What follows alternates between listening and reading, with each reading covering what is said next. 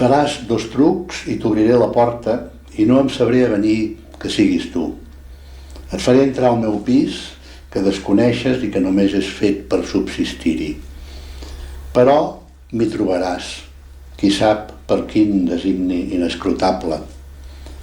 Així que et fiquis al menjador, veuràs el teu retrat i els nostres llibres, sonarà el nocturn, fullejaràs potser Virginia Woolf. Vindré darrere teu amb el desig de sentir els teus cabells damunt la galta. Amb tota la tendresa et faré asseure en un dels vells seients que compartíem durant els últims temps i estudiaves el llarg monòleg d'una dona sola que tu no vas ser mai.